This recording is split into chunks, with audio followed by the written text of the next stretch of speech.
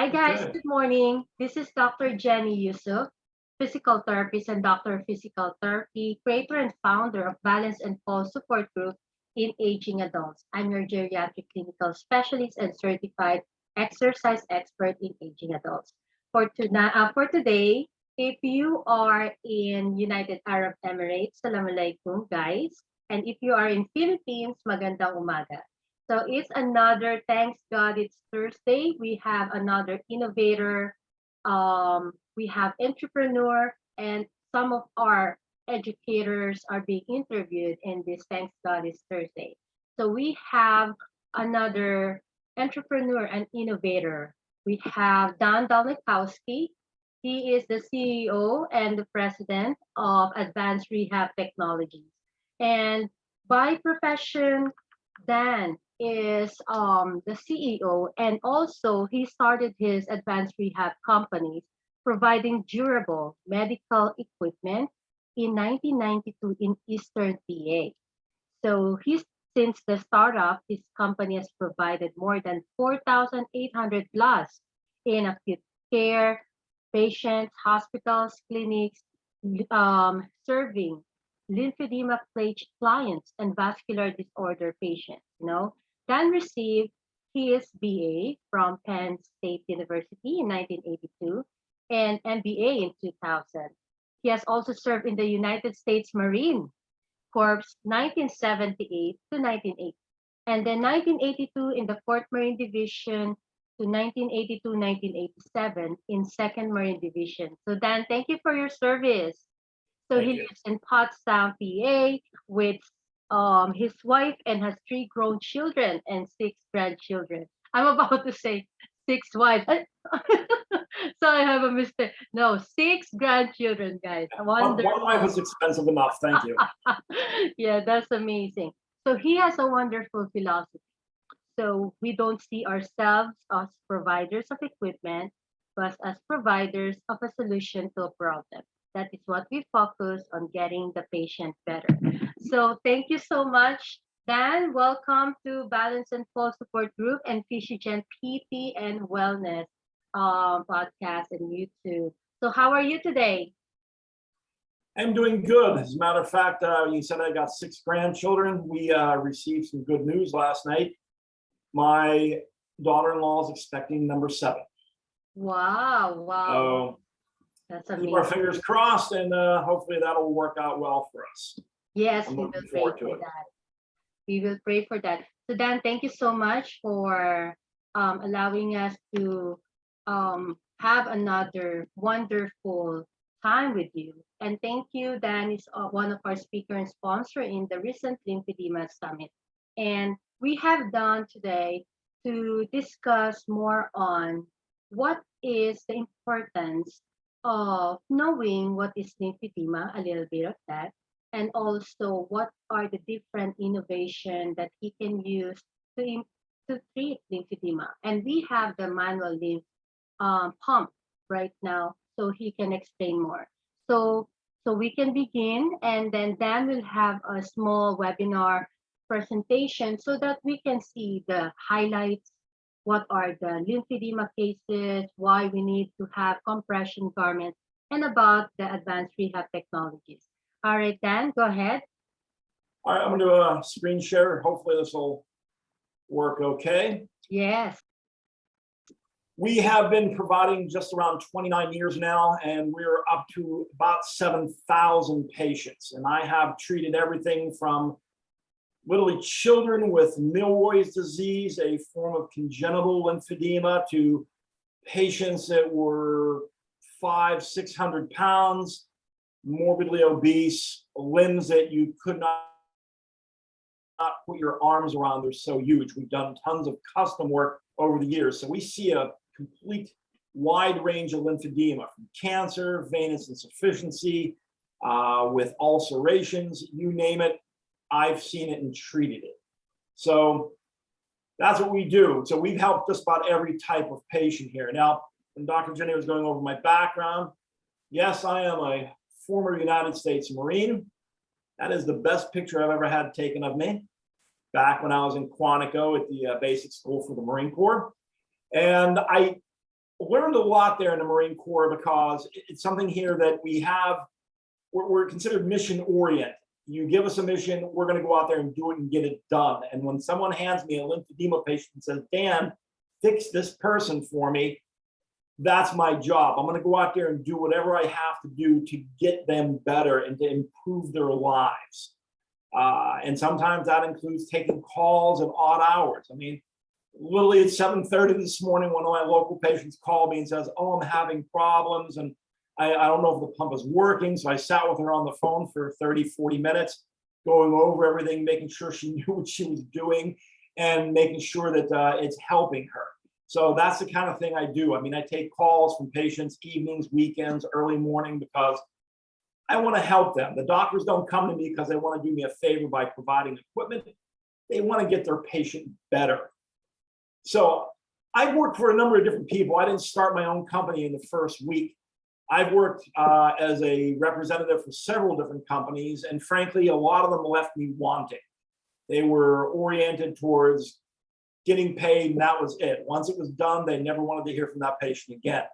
To me, I was trying to focus on making them better, and frankly, because that's what a lot of my doctors came to expect from me, and that's why a lot of them use me. They know that I'm going to work hard at getting them improved. So, sorry, not too many. And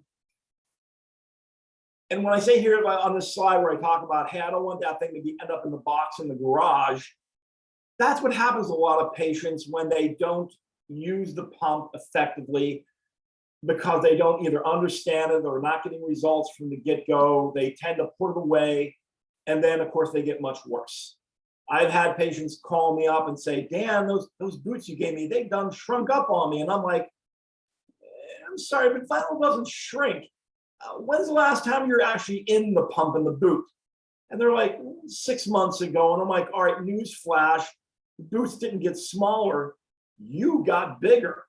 And then they're like, oh, yeah, that's what I was afraid of. So we have to then work from the beginning again, get them new equipment, new boot, something that can fit them, and try to get them back on the right path to getting better. Because I tell all my patients, if you don't do this, it will get worse, much worse. I mean, nobody ever wakes up one day and goes from this in terms of their calf size to this. It takes a long time and a long time of neglect, and that's an issue. I'd like to quote or paraphrase President Reagan here. He says, once Marines don't have a problem is whether or not they made a difference. Myself, like I said, I was a Marine, an infantry officer. However, I never made it to combat. Some people say, lucky you. Other times I think like, I've never been tested, so I don't know what it's like. So for me, my legacy is my medical equipment company.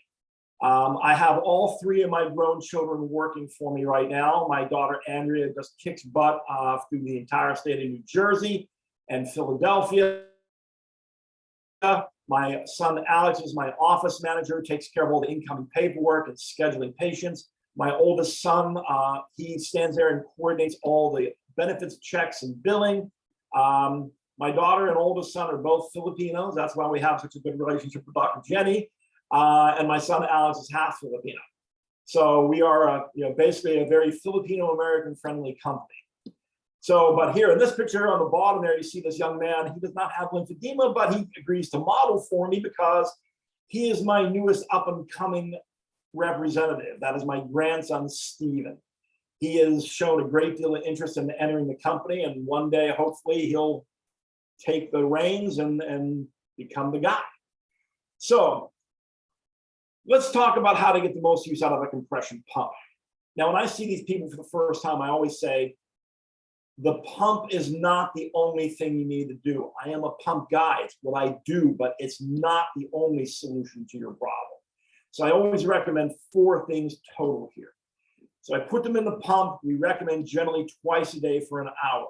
Now, when I do see them, I'm very big on the process of setting it up. I make sure it's in a comfortable place for them that they can use it easily. I make sure there's no tripping hazards with the cord. I try to find a place where they're going to sit comfortably for an hour and do this. Typically, I say, where's your TV? Let's put it in front of your TV in your favorite chair. That way, when your show comes on, you throw on the boot, flip the button, and away you go. Doesn't really take a lot of time out of the day. So that way they're doing something they'd be doing anyway. And that's an important thing. So we would generally try to get a little bit aggressive at first, twice a day with some time separating between the two sessions. And then as the patient gets better and they kind of plateau where they've made as much reduction as they're going to get, we tell them, all right, we're going to take it down to just one time a day now to help maintain the leg and to keep the circulation up and prevent a lot of things that can go badly for you. Now, if you've ever worked with lymphedema, you know that there are certain things that come along with lymphedema just beyond the swelling. A lot of patients are prone to DVTs, deep vein thromboses.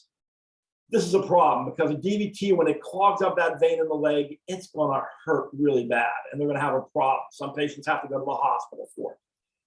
Worst case scenario is, though, for where I'm sitting, is that DVT gets loose and then it starts to float around the body and the veins and arteries till it finds a vein or an artery too small, and then it goes, blocks it up like a bathtub stopper. And now it shuts off flow of blood to that particular portion of that body. Now, if that particular area happens to be in your head, you're going to have a stroke. And I tell the patients is you do not want to wake up one day where you've lost the ability to talk, walk, eat, everything. You can't do anything at all because you've had a stroke now. That's terrible. If it lands in your heart, you have a heart attack. And that is not pleasant either. Trust me, I know from personal experience. So the pump, I tell patients, goes a long way to preventing these things from happening, because as we push up that blood out of the leg or the arm every day, that keeps that blood circulating. It's much less likely to clot. As a matter of fact, if anyone's interested, you can contact me.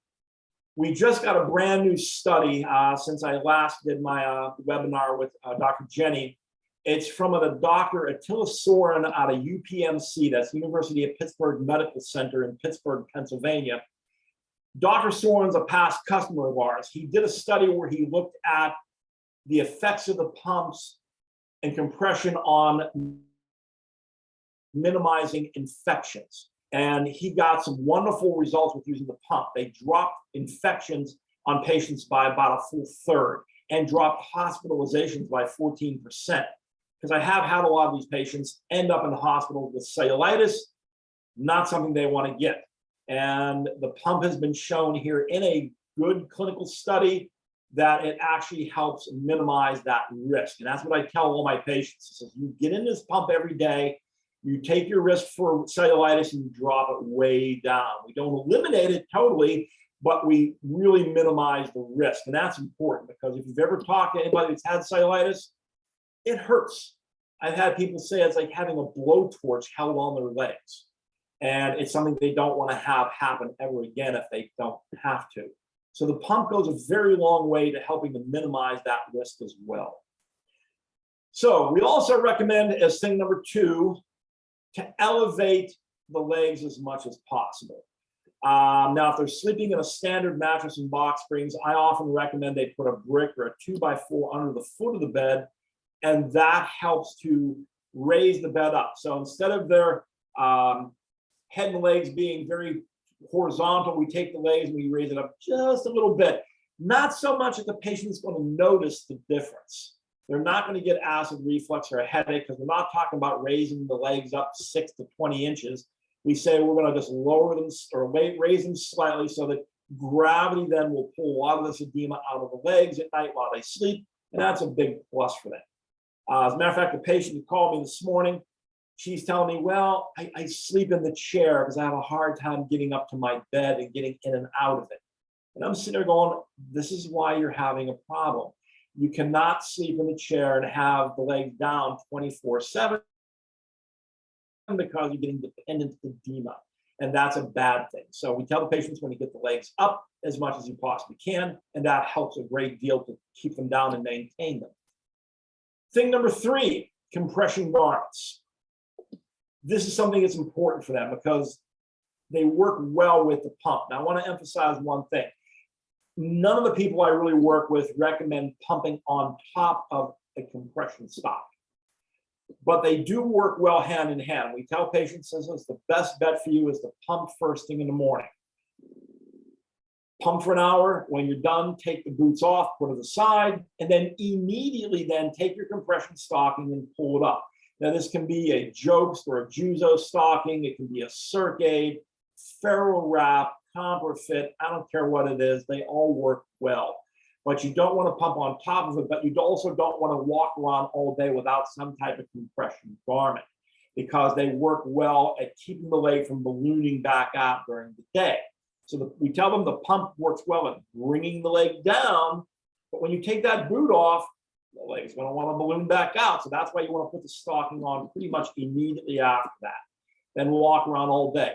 Then if you're going to pump at nighttime, take your compression garment off, you pump for an hour, and then you turn in and go to bed.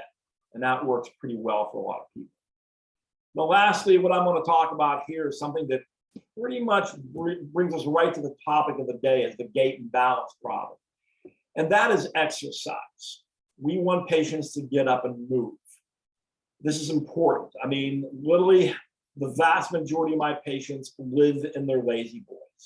They do not get up very much. Most of them tell me, well, Dan, I sleep in the chair, I get up, I go to my porta potty right next to the chair, and then I go back to the chair. And they're like, that's my exercise. And I'm like, yeah, 8 feet a day is not exercise, okay? You can't be taking 8 to 10 steps a day and consider that exercise. You need to get up and move your big butt off the chair and move around.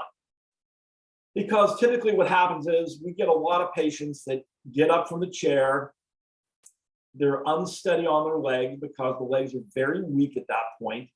They get up, they take 2 steps, and boom, down they go, fall flat in their face, and break a hip. And then, unfortunately for me, I'm getting calls of, Dan, my pump doesn't work anymore. And I'm like, oh, I'm so sorry. Well, I'll be in your area on Tuesday. Let me come out and take a look. I'll bring a loaner pump with me and make sure I can get it fixed. So I put you in something until I get it done, so you don't miss a beat. And the patient's like, that would be wonderful, Dan. Oh, by the way, I'm not at the house you set me up at. I'm like, all right, I'll bite. Where are you hiding? And they're like, I'm at the skilled nursing facility up a highway. I fell down and I broke my hip. And I'm like, son of a, now I know what's wrong with the pump, because I go there and I say, what happened to this? And they all get nervous and they start looking around and they're like, stupid nurses dropped it on the concrete floor. And I'm like, yeah, like that doesn't happen in every single home I go to, that the staff has broken the pump because of sloppiness, and it is a big problem. So when I do ask these patients, trying to be polite and make conversation, it says, how do you like it here at this nursing facility? And they all look at me and say, Dan, it sucks here. I hate it. I can't stand it. I want to go home. And I'm like, can you get me out of here, Dan? And I'm like, hey, what am I going to do with you, dear? He says, yeah, throw you in the back of my SUV and take you where? And he says, you've got a broken hip. You got to be carried into the toilet to go to the bathroom. I says, you're in here for a reason. You've got a busted hip or a broken leg or God knows what from falling down. So none of them want to be there. Nobody's ever happy in a facility. So how do we avoid getting them there? Exercise. These patients, if they stay active, they walk around, move as best they can. And I do realize here, not every patient, this is a possibility for. I mean, I have run into more than my fair share of patients that are in wheelchairs because they're paraplegics, sometimes quadriplegics. I mean, sometimes it's hard. You can't expect them to do that stuff because they're stuck in a wheelchair. Frankly, I've had a few funny moments with insurance companies where I'm trying to qualify somebody for a pump, and they're like, well, sir, I'm sorry, we're going to have to deny your pump. I don't see evidence of an exercise program within the notes. And I'm like, yeah, if you read down, you'll see the patient's a paraplegic. They're in a wheelchair. I mean, would you have them doing Zumba classes? And they look at me like, what? Oh, damn. Yeah, sorry, I totally missed that note. They're in a wheelchair. So for the patients that can move, the important thing is we get them up and move. Lymphedema can be difficult with this because obviously you've got huge legs. I've had patients where they've got just one leg that's very large, and of course this can throw off their gait and balance if they're walking with an extra 10 to 20 pounds on one leg. Even when it's in both legs, it makes it very difficult because they're bottom heavy It throws off their ability to walk. They're unsteady. Many of them are morbidly obese, which unfortunately feeds into the problem with lymphedema. I've actually had one patient one time where her legs were so big that when she'd get up and walk with her walker, the weight of the leg literally pulled the leg out of the hip socket. And she had made multiple trips to the emergency room where the orthopedic surgeons had to shove the leg back into the hip socket to get it to stay there. And it was really tough for her, but her legs were extremely huge. Problem was that she should have been doing something long before it got to that point. And it is tough with a lot of these patients. I mean, I'm on a couple of lymphedema support boards, and it's always the thing there was like, I'm not fat, I have lymphedema. Well, yeah, but the thing is, you're also fat, okay? And a lot of these patients, they use the lymphedema as a crutch where it's like, oh, it's not my weight, it's lymphedema. No, it's a combination of the two. And if you're using that as an excuse not to exercise or lose weight, you're really endangering yourself because it's just going to get a lot worse. And when we do the pump on people and do our 4 steps, we tell them and says, listen, you're going to get better to a point. But once I push out all that excess edema, once we get that blood flow moving for you, which is going to help your circulation and prevent wounds, once we plateau at a certain point, we're getting out the edema. That pump does not push out fat. It does not push out bone, skin, muscle.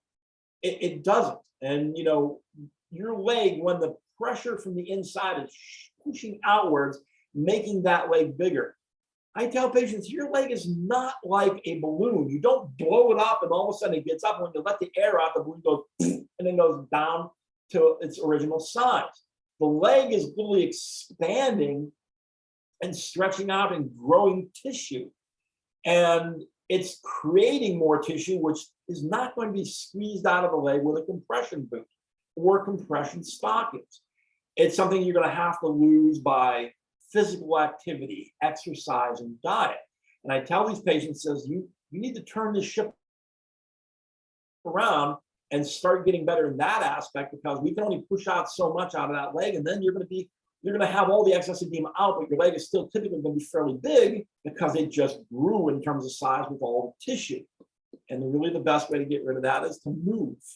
And this will help them with their gait and balance as well, because, you know, frankly, if you're carrying around this huge weight on your leg, it does screw up your gait and balance, and you're more prone to fall.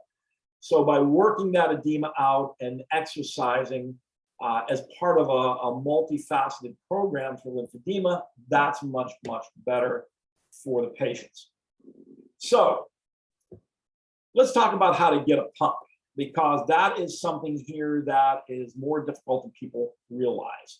And I often get people who online will tell me, this is, my insurance company denied me, but they don't understand. I really, really, really need this pump. And I respond back to them. I'm like, there is no code for I really, really, really need it. You've got to have medical documentation of certain things to get it done. So this next slide here is what codes work well and to get a lymphedema pump. And I tell my therapists and doctors, you need to put these codes in here and make sure they're in their medical records. Okay, so code number 1 that we use most often is I-89.0, lymphedema not elsewhere classified. It works. All the insurance companies have in their little books I-89.0 code for lymphedema pump. So if that's in there, it's great. If you don't have that code in your records, it is going to be a problem. Now, I-97.2 post-mastectomy lymphedema. That is a code that everybody recognizes for breast cancer, though I know it's not applicable today. This is a good code if your patient has breast cancer. In America, at least, also, we have the Women's Cancer Survivor Act of 1998. For non-Medicare patients, this says that you get whatever the doctor says you need to include treatment for lymphedema. Insurance companies cannot, by law, deny you care. So that's a good thing. You also have Q82.0, hereditary lymphedema or Milroy's disease. We use that occasionally as well. You have I-87.2, venous insufficiency with venous ulcers. Now, That's a little bit harder because with Medicare and most insurance companies, they say you have to have the ulcers for 6 months. Most of my doctors are not going to let a situation go for 6 months. They use Una boots, wrappings, everything under the sun, then the wound goes away. But typically when a patient is discharged, the underlying venous insufficiency comes back and boom, you got an ulcer again. So that's why it's important to get a lymphedema pump in many cases, because it helps minimize the risk for future problems. But like I said, this code's a little bit harder to do. The I-89 is my favorite. And then you've got the I-87.129. Once again, that's something we don't use that very much, but it is there.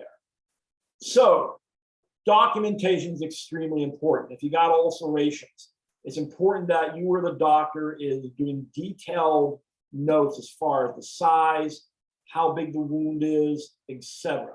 One of the little dirty little secrets is here is if they have seen you for the first day and they say, well, I got this wound on my leg that I'm working on, that is not the first day of the wound. First day of the wound is when they tell you the first day is. So if they're not in to see you, obviously the first day this happens, they've been having this problem for months probably. So at that point, you make sure you put in your notes, patient said, hey, the wound started in July. Well, terrific. Now you're pretty much at 6 months at that point with that wound, and then we can go ahead and go on a lymphedema pump because we've got documentation from the patient's lips to your ears. Their wound is just about 6 months old. So like I said, once again, Medicare says it's 6 months. Trust me, I don't care how bad it is. Medicare does not care. I had a dispute one time where the doctor had a wound for 3 months. I went to Medicare. They're like, nope, has to be 6 months. I says, lady, the doctor has assured me in 3 months and have that leg amputated. And the person at Medicare was like, no, we have codes for amputation.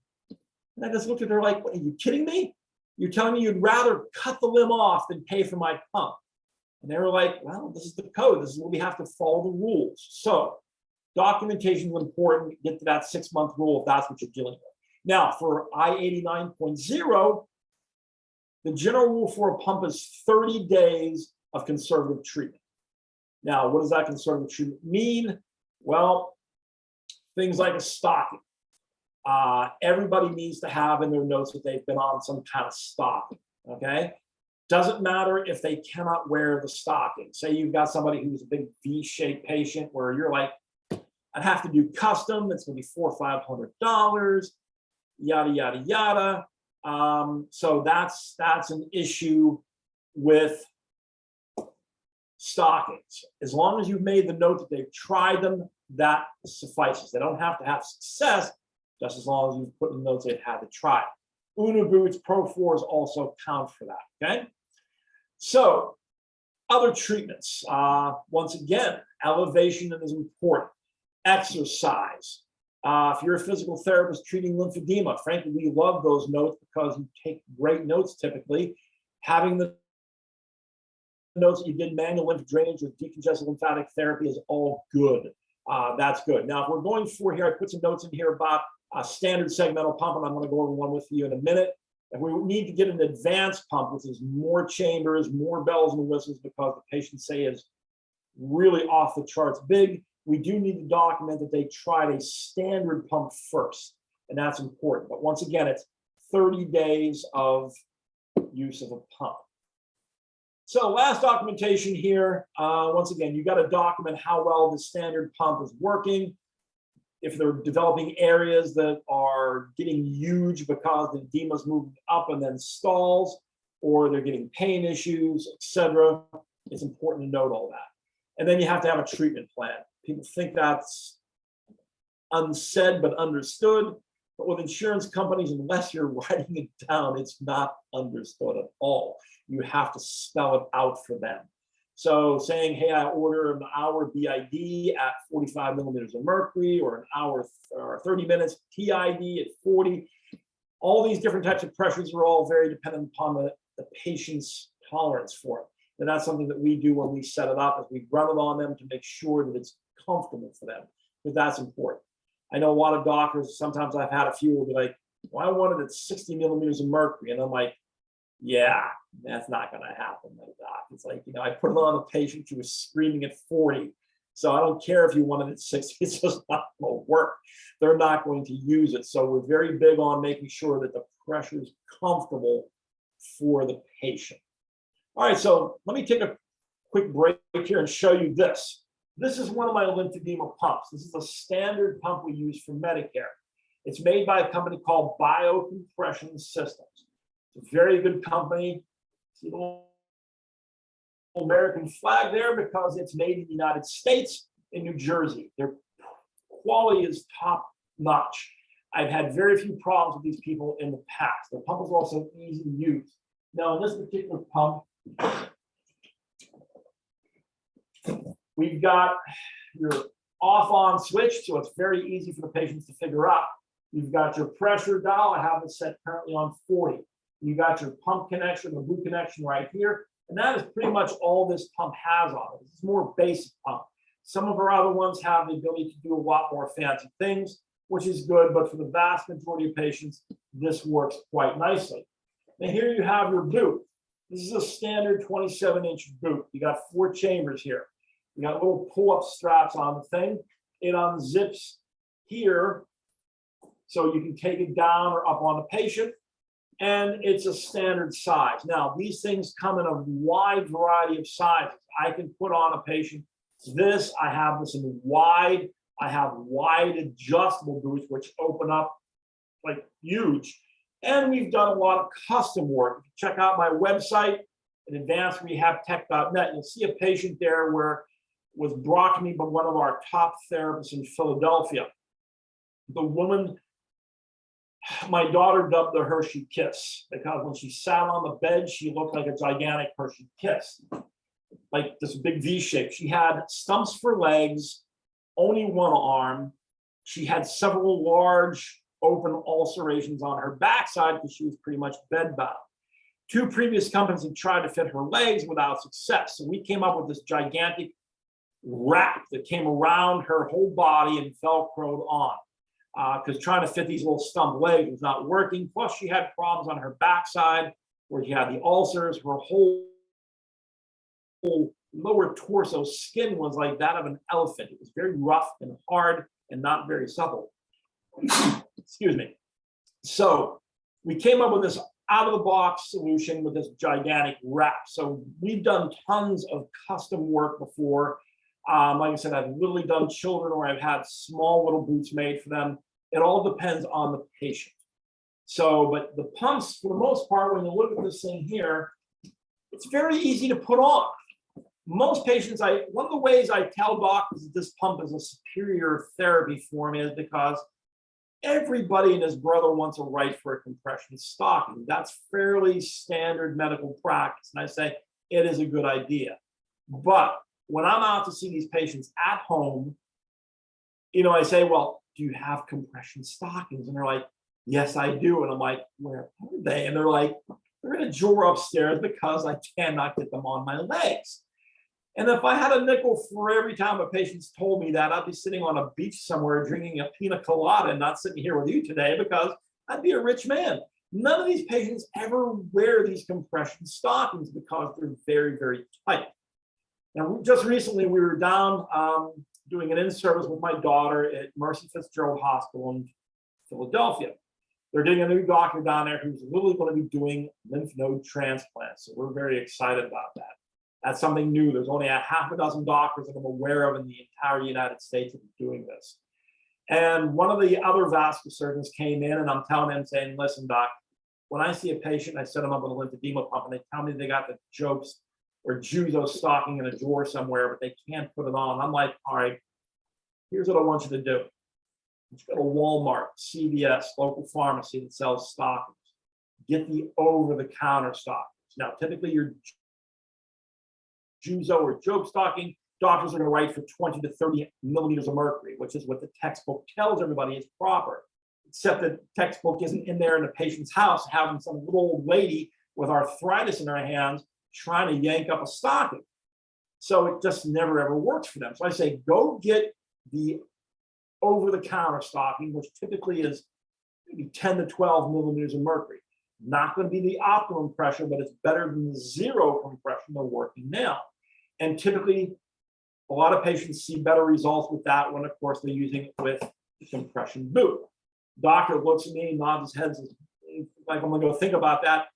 Goes out the room, comes back 20 minutes later, and in front of the whole room with his therapists and nurses and wound care people, is like, you very smart man. I like you. You make lots of sense. I never thought about it that way before.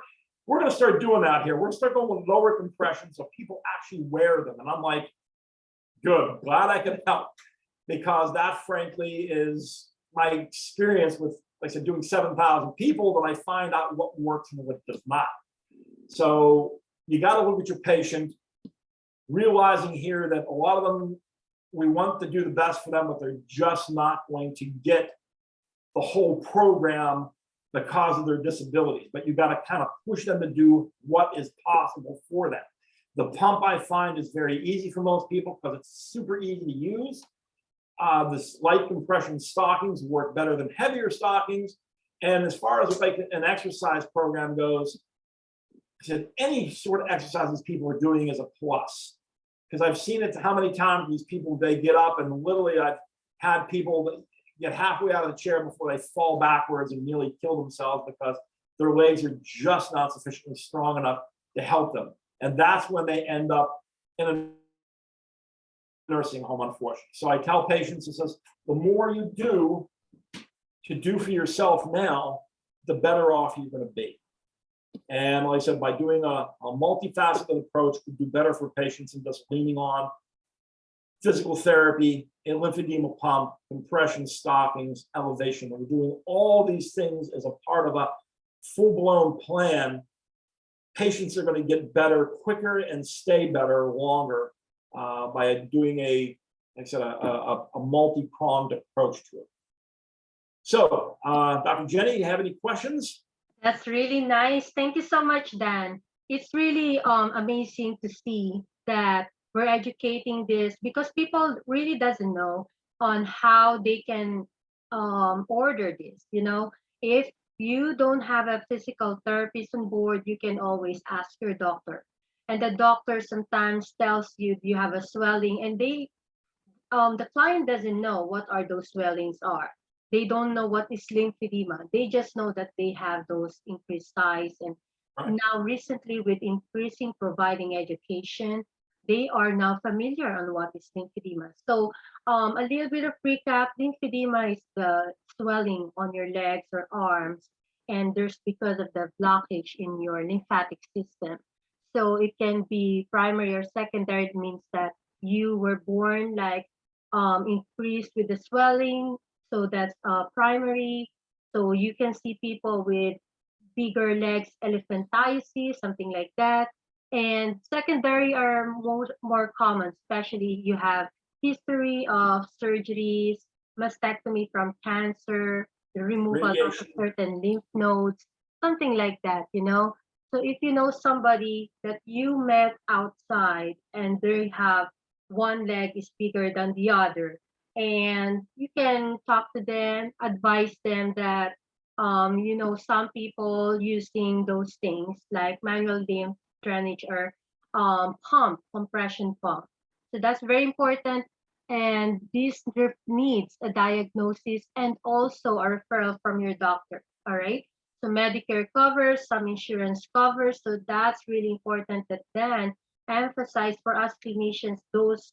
I'm writing it down, those ICD codes, those important notes, and so that the insurance can reimburse it, because this is really, really expensive, the management, compression garments.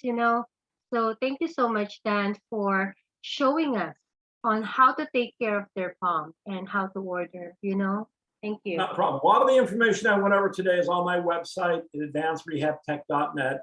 And if somebody wants a pump, I'll be more than happy to help them provide to them. And as far as your non-US clients here, I work with biocompression. We can actually have the pumps made for the local voltage.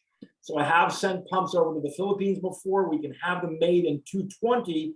So that way you don't have to worry about transformers and the like. And I'm not sure what it is over in, say, the UAE, or the Yeah. Middle East, but we can have them made for that area, and we can have them shipped there as well. That's not a problem. We're actually, Bio uses us as a distributor for the Philippines right now. Oh, wow. Because I've got a lot of family over there. So we can help that as well. So if somebody wants information, Jenny, you can give them my email address. Yes, My yes. website was on the first slide. You can get my contact information there as well.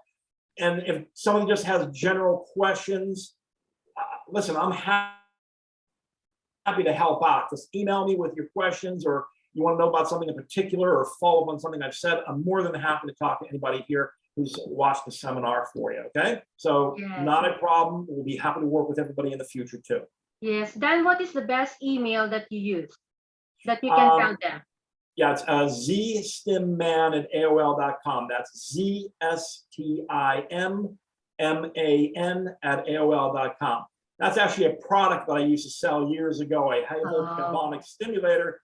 People look and says, where did you get that name from? It's like, it was a product. I was known as the Z-Stim Man because I love this product so much. Still a good product, just doesn't reimburse ever. So kind of got away from that. And but we can get that, or it's also on my website. Just have them go to the website, and my contact page will have my email on there as well. All right. So Thank just give me a you. holler on that, and we'll be happy to talk to you. Thank you. That's really easy to remember.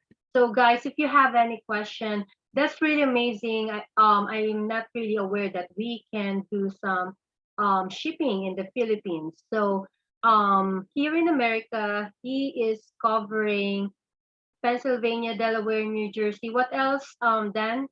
We also cover Ohio, West Virginia, and Maryland. Those are the areas where we can offer in-home delivery of our equipment. Now, if I've got somebody watching to say, I'm in Florida, but you're a therapist, and I can ship the equipment to you for the patient and work with you on the setup via Zoom call or telephone call. I have literally shipped to all 50 states in America. I've done, like I said, it's shipping a number of patients to the Philippines. We've shipped a few overseas to the Middle East and Europe. I'm able to go anywhere. But for in-home delivery, we're pretty much those areas that you mentioned. So, but I'll be happy to talk to anybody outside those areas. I do have therapists that I've worked with in Florida, say, and I've shipped them equipment, and they've set the patient up, and then we were for follow-up with the patients basically forever. That's one of the things with my company is I often get patients. I just fixed a lady's pump in the middle of nowhere in central Pennsylvania, whose pump was 12 years old. And the connectors on the pump over here had broken, and I have a repair kit in my bag. I went up there, I snipped the hoses, popped new ones on, boom, 2 minutes, and her pump was back up and running again. So we do long-term follow-up care with all of our patients to make sure that they keep on going, because this lymphedema is not something that typically goes away with anybody. Most people have it, they're going to have it lifelong. Yeah. The degree of which they're bothered by it is all dependent upon how much time they put in to maintaining their limb size and keeping it under control. If they take care of it, then they generally lead some pretty full lives. So that's what we promote to them. You've got to do a bunch of things on a constant basis to keep it under control. Otherwise, you'll get out of hand and you'll regret that you didn't do it back in the day. That's really good. Good points here. And also, lymphedema is a chronic thing. It's a long maintenance, so it can be managed. So once it's there, you have it, but it can be managed. And we have lots of wonderful organization support group that you can check it out. That way you will improve your education, your diet, exercise. Dan emphasized that as well. And your compression garments, after you use the manual leg pumps, the compression pumps, wear your compression garments. That way, whatever it decrease the size, you maintain the size by using the compression garments. Skincare.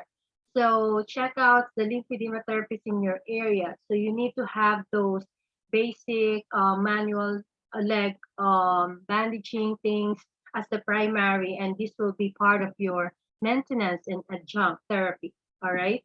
So thank you so much, Dan.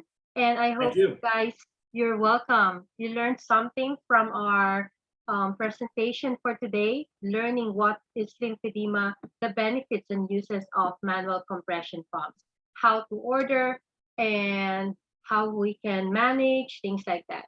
And with the advanced rehab technologies, they're all over, especially in Eastern US. And now also serving Philippines. That's wonderful. All right. If you have any question, guys, zsteeman.aol.com. We will post it, all the information. And thank you so much. It's me again, Dr. Thank you. Chen Yusuf. Thank you, Dan. And if you have any question, connect with us with the Balance and Pulse Support Group.